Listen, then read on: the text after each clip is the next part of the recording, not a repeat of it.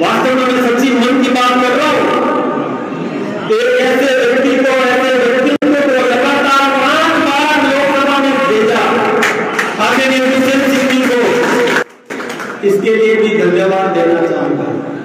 मैं धन्यवाद इस बात का भी देना चाहूंगा कि इस 12 विधानसभा में 12 जिले में पूरी की पूरी विधानसभाएं यहां से जितवाकर भजनलाल जी की ताकत बढ़ाने का काम किया, इसके लिए भी मैं धन्यवाद देना चाहूंगा। लेकिन जिस दिन कंवरलाल जी जीते और जिस दिन वो प्रमोद जैन भाया हारा, उसी दिन से उनके पीछे एक षड्यंत्रकारी लग गया, षड्यंत्रकारी। और वो षड्यंत्र इस बात का, और वो तो ऐसा छटपटा रहा था जैसे पानी के बिना मछली छटपटाती है, वैसा ही वो सत्ता के बिना छटपटा रहा था। वो अवसर ढूंढ रहा था, मौका ढूंढ रहा था कि किस प्रकार कंवरलाल जी हटे और फिर से चुनाव हो और मैं फिर से मलाई खाने के लिए आ जाऊं। वो उसी दिन से लगा हुआ था। कोई बात नहीं, ये खेल तो राजनीति का चलता है। लेकिन अभी उपचुनाव हुए, घोषित हो गए, और चुनाव घोषित होते ही सबसे पहले तो उसकी पार्टी ने तय नहीं किया, उससे पहले अपनी उम्मीदवारी ठोक दी।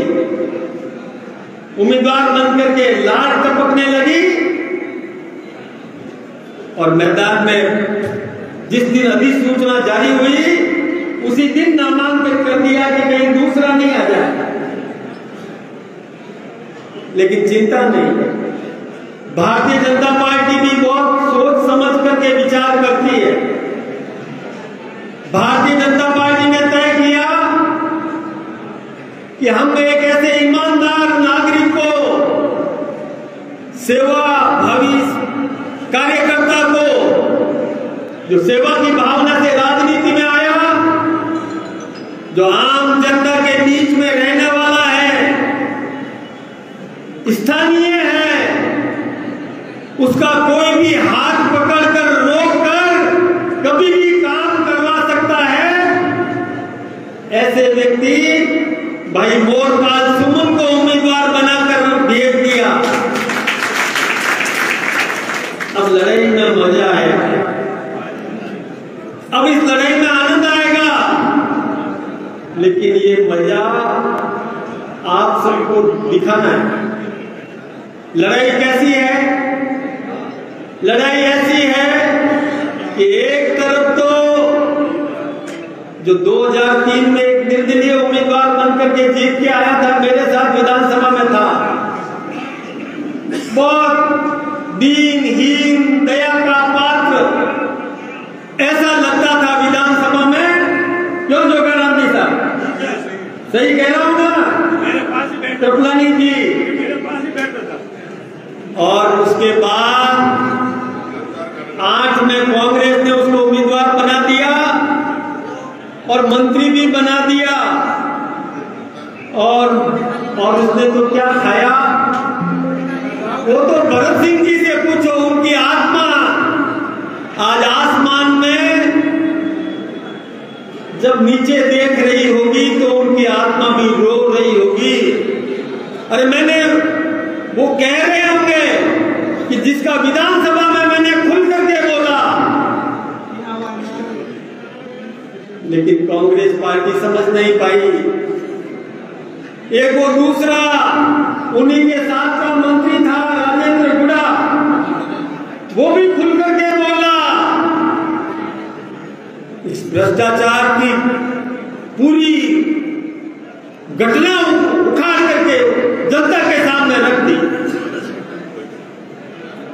कई मुकदमे हैं उन पर, बहुत धन्ना सेठ बन गया, बहुत धन्ना सेठ, और आज जमानत पर है, दर्जनों मुकदमे उस पर। एक तरफ तो वो उम्मीदवार है और दूसरी तरफ आपका स्थानीय जाया जन्मा बेटा, एक सामान्य किराने की दुकान चलाने वाला किसान जो सेवक बनकर के राजनीति में आया है। ये मुकाबला इनके बीच में है, ये फैसला आपको करना है। मैं आपको कुछ बातें बताना चाहूंगा। भाई एक बात सोचो, एक तरफ जो भ्रष्टाचार करता है, जनता के गाड़े पसीने का पैसा लूटता है, ये पैसा किसका है? कभी सोचा क्या आपने ये पैसा किसका है? देखिए मैं आपको बताता हूं, ये बहनों ने जो साड़ी खरीदी, इन बहनों ने दुकानदार को पूरा पैसा दिया। उस पैसे में टैक्स का पैसा शामिल था जो आपने दिया। दुकानदार को पूरा पेमेंट किया और दुकानदार उस टैक्स के पैसे को सरकारी खजाने में जमा कराएगा। आपने जूते खरीदे, आपने सामान्य किसान ने, आम नागरिक ने जो जूते खरीदे, पूरा पेमेंट दुकानदार को दिया, उसमें टैक्स का पैसा शामिल था। आपने पैंट खरीदी, शर्ट खरीदी, चश्मा खरीदा, घड़ी खरीदी, मोबाइल खरीदा, साइकिल खरीदी, कार खरीदी, जो कुछ भी खरीदा आप लोगों ने पूरा पैसा दुकानदार को दिया। दुकानदार ने उस पैसे का, उसमें जो टैक्स था वो पेमेंट आपने किया। और जब टैक्स का पैसा आपने किया तो पैसा किसका था? आपका पैसा था, गाड़े पसीने का पैसा आपका, और वो लूट मचाए कोई और। आप बर्दाश्त कैसे करते हो भाई? अरे एक 10 रुपया कम हो तो टिकट देता है क्या आपको? वो नहीं देता। तो फिर ये इतना लूट मचाई जनता के पैसे की, और आप कैसे सहन कर रहे हो? और यदि आपने गलती कर दी, एक ईमानदार और एक पर दर्जनों मुकदमे, और इन दोनों में यदि आपने तुलना नहीं की तो ईमानदार ईमानदारी छोड़ देगा। वो कहेगा मैं क्यों सेवा करूं, मैं क्यों इनके लिए चक्कर काटूं, मैं क्यों इनके लिए रात दिन एक करूं, मैं भी मौज करूंगा और 5 साल बाद में आऊंगा, जो कुछ भी लूट का पैसा है वो लूट का पैसा थोड़े थोड़े थोड़े थोड़े टुकड़े में बांट दूंगा, मैं फिर से शासक बन जाऊंगा। वो ये सोचेगा कि मैं जो इन्हीं से लूटा थोड़ा थोड़ा देना है, फिर 5 साल मौज करूंगा। इसलिए भाइयों, तुलना करवाओ तो इसमें करवाओ कि सेवा करें। मोरपाल सुमन सेवा करे और मोरपाल के सामने वाला भी सेवा करे। वो कोशिश करे मैं ज्यादा सेवा करूं, हम कोशिश करें हम ज्यादा सेवा करें। तो अधिक सेवा में कंपटीशन कराओ तो जनता का तो भला ही भला है। इसलिए ये बात आप सबको सोचना पड़ेगा, ये निर्णय आपको करना है। एक कांग्रेस के महाराष्ट्र के मुख्यमंत्री थे सुशील कुमार, उन्होंने खुला कहा ये जनता तो भूल जाती है, चिंता मत करो, 5 साल बाद इनके चरणों में अपनी पगड़ी रख देना या थोड़ा बहुत पैसा बांट देना, ये तो आशीर्वाद दे देती है। देना चाहिए क्या? आशीर्वाद देना चाहिए क्या? नहीं देना चाहिए। तो आप इस बात का याद रखना, इस बार आप सबक सिखाओ तो कांग्रेस पार्टी भी सोचेगी ये जनता बेईमानी बर्दाश्त नहीं करती है, ये जनता ईमानदारी पसंद करती है, ये जनता सेवक को पसंद करती है, ये जनता जो जनता का पैसा लूटता है उसको कतई पसंद नहीं करती। ये अवसर को, ये मौके बार बार नहीं मिलते। ये सिखाने की जरूरत है, ये जनता को याद दिलाने की जरूरत है कि आपको कंपटीशन कराना है तो अधिक सेवा का कंपटीशन कराओ। तो बीजेपी भी सोचेगी कि एक योग्य सेवक को अवसर दो, और फिर कांग्रेस भी मजबूर होगी कि एक योग्य सेवक को वो भी टिकट देगी। तो कंपटीशन होगा सेवा में, ये कंपटीशन कराओ। इस बात को आप सबको समझने की जरूरत है और समझाने की जरूरत है। मैं आप सबका आग्रह करने के लिए आया हूं, यदि आपने भ्रष्टाचारी को मौका दे दिया तो ईमानदार भी ईमानदारी क्यों रखेगा? इस बात का आपको सोचना पड़ेगा। आज नरेंद्र भाई मोदी देश के प्रधानमंत्री हैं। भाई पहले 2014 से पहले कितने घोटाले सुनते थे कि नहीं सुनते थे? कभी 2G स्पेक्ट्रम 2,76,000 करोड़ का, कभी बोफोर्स घोटाला, कभी पनडुब्बी घोटाला, कभी चारा घोटाला। ये घोटाले पहले सुनने को मिलते थे, और 2014 के बाद तो कोई घोटाला सुनने को नहीं मिला। और यही कारण है कि देश विकास कर रहा है, यही कारण है कि देश में विकास हो रहा है। कोई मोदी जी घर से पैसा थोड़ी लाए, वो आपके टैक्स का पैसा था जो मोदी जी ने चोरी नहीं होने दी। पहले राजीव गांधी कहता था मैं 1 रुपया भेजता हूं 15 पैसा पहुंचता है। मोदी जी ने सब बिचौलियों का रास्ता रोक दिया और पूरा का पूरा पैसा जनता के बीच में आता है। 1 रुपया वहां से निकलता है, 1 रुपया तुरंत खाते में आता है।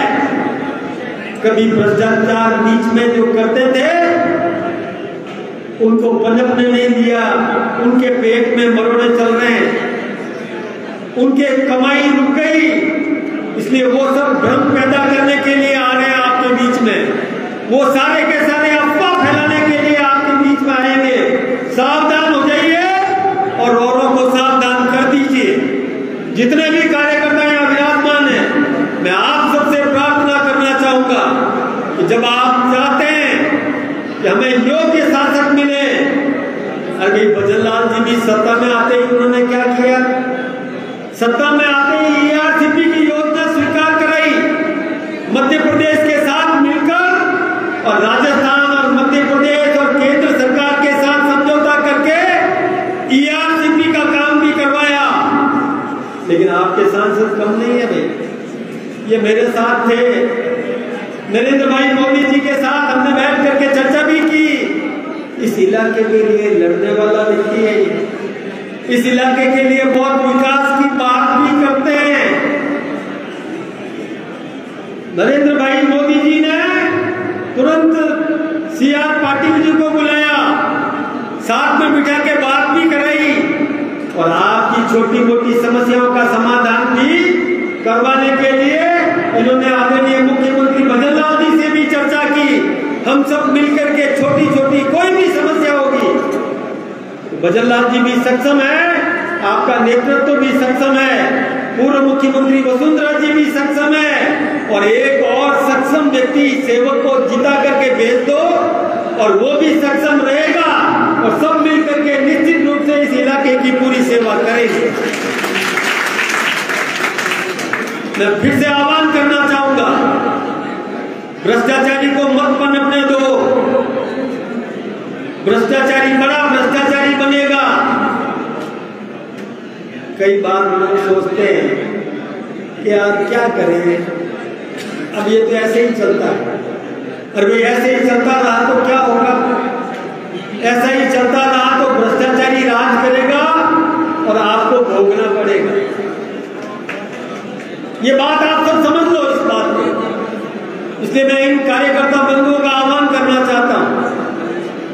मैंने महसूस किया है इस इलाके में, मैं सवेरे से हूं और मुझे पूरी तरह से जानकारी है कि मोरपाल सुमन जी की बहुत इज्जत है और हमारी पार्टी की भी बहुत इज्जत है।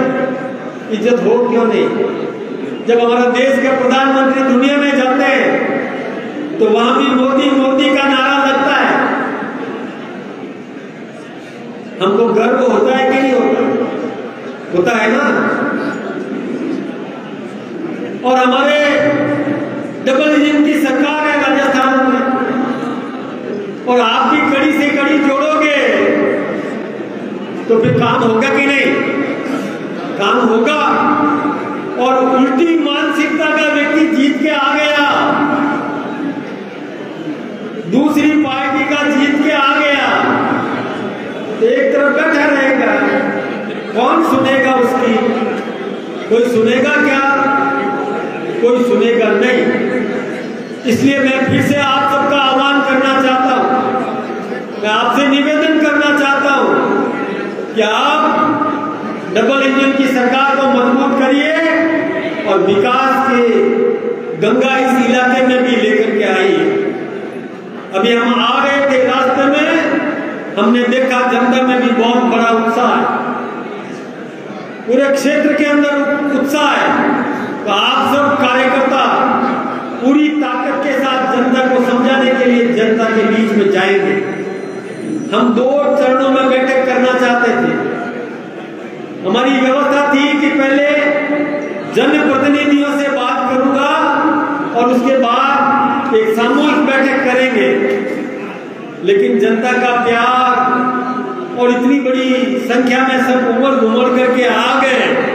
जब सबको हमने देखा तो हमने तय किया कि अलग अलग बैठक हम कर नहीं पाएंगे, सब सामूहिक रूप से जो बात करनी है इन सब के बीच में कर लेते हैं।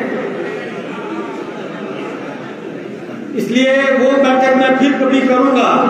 मेरा तो आप सबसे यही निवेदन है कि आप सब इस बात को गांव-गांव में अपने कहीं दोस्त भी हो उनको भी बताएं, परिवार का सदस्य है उसको भी बताएं, और ये आह्वान करें कि इस बार हम सेवक को अवसर देंगे।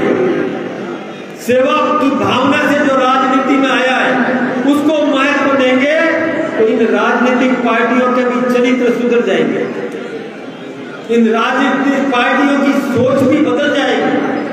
वो आज गन्ना सेठों को चुनते हैं, कई मुकदमे हैं इसकी चिंता भी नहीं करते, और ऐसे ऐसे लोगों को लाकर के उम्मीदवार बनाते हैं। आप सबको सोच समझ करके निर्णय करना है और निर्णय करवाना है। मैं ये फिर से कहना चाहूंगा कि बुद्धिमान की जवाबदारी है। जवाबदारी किसकी होती है? समझदार की जवाबदारी होती है। समझदार की जवाबदारी होती है कि और लोगों को वो समझाए। इसलिए जितने भी लोग यहाँ विराजमान है, मैं इन सबसे आह्वान करना चाहूंगा कि आप सब समझदार लोग हो, जागरूक कार्यकर्ता हो। आप सबकी जवाबदारी है कि घर घर अलग जगह दो, गली गली जाकर के, और ये आम नागरिक को ये बता दो कि इस बार सेवक को मौका देना है। तो सेवा की भावना से राजनीति में आया है, तो राजनीतिक पार्टी भी सोचेगी कि हम भी एक सामान्य व्यक्ति को भी उम्मीदवार बना के जिता भेज देंगे, तो ये जनता जिता करके भेज देगी। नहीं तो राजनीतिक पार्टी भी सोचेगी कि ये कहां से तो पैसा लाएगा, ये कैसे लड़ेगा। अरे ये मोरपाल जी सुमन मोटरसाइकिल पर दौड़ करने चलाने वाला है, मोटरसाइकिल पर साइकिल पर जाकर के जनता के बीच में बात रखने वाला है, एक सामान्य परिवार का व्यक्ति है। तो दूसरी पार्टी भी सोचेगी कि मुझे भी एक सामान्य परिवार के व्यक्ति को आगे लाना है। लाना चाहते हो क्या? ऐसा कंपटीशन कराना चाहते हो? ये राजनीतिक पार्टियों को अक्ल दिलाना चाहते हो क्या? और दिलाना चाहते हो तो ये स्वर्ण अवसर आपके बीच में आया है, ये ऐसा मौका आपके बीच में आया है। उनके मंसूबे धराशायी कर दो जो आपका खून चूसने के लिए आना चाहते हैं। इस बात का ध्यान रखने की जरूरत है। उनको सबक सिखाने का काम करना है आप सबको। यही मैं निवेदन करना चाहता हूं।